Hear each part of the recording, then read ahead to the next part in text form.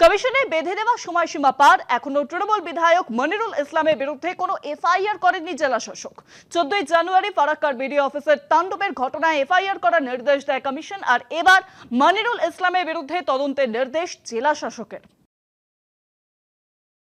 19 তারিখে final list বের হবে, তখন কিন্তু যদি সব ঠিকঠাক হয় আর নচেত দেখবেন চারদিকে আগুনে আগুন জ্বলছে, কিচ্ছু করার নেই। 14 জানুয়ারি মুর্শিদাবাদের ফারাক্কায় বিডিও অফিসে এসআইআর শুনানি ঘিরে তুলকালাম পরিস্থিতি। চেয়ার টেবিল ভাঙচুর, আহত হন মাইক্রো অবজারভার। ঘটনায় নেতৃত্ব দেওয়ার অভিযোগ ওঠে তৃণমূলের বিধায়ক মনিরুল ইসলামের বিরুদ্ধে। অন্যায়ের প্রতিবাদ করতে এনারা শিখিয়ে গেছেন, তাই আমাদের আন্দোলন এসআইআর বিরুদ্ধে চলছে, আগামী দিনেও চলবে। আমরা কোন রকমের ভয় ভীতিতে ঘরে ঢুকে থাকবো না।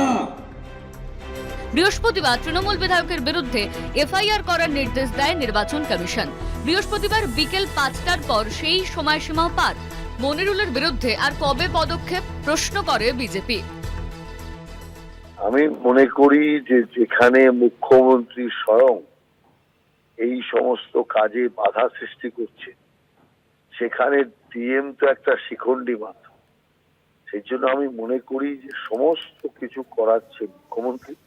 ইলেকশন কমিশনের উচিত ডিএম এর বিরুদ্ধে এফআইআর করা এবং ডিএম এর বিরুদ্ধে কঠোর সিদ্ধান্ত নেওয়া।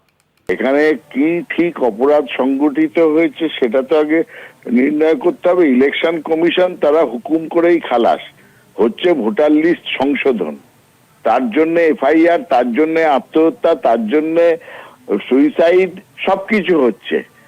তো এই সব কিছু করার জন্য তো প্রধান লোক যে লোকটি দায়ী, 70টা আত্মহত্যা বা মৃত্যু হয়ে গেল, তাহলে চিফ নির্বাচন কমিশন যিনি প্রধান নির্বাচন কমিশনার, তার বিরুদ্ধে এফআইআর কেন হবে না? এই বিতর্কের মাঝেই প্রশাসনকে লেখা মনিরুলের চিঠি।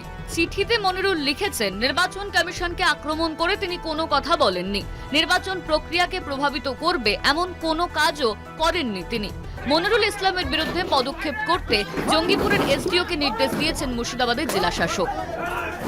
মুর্শিদাবাদ থেকে কল্যাণ চন্দ্রের রিপোর্ট, কলকাতা টিভি।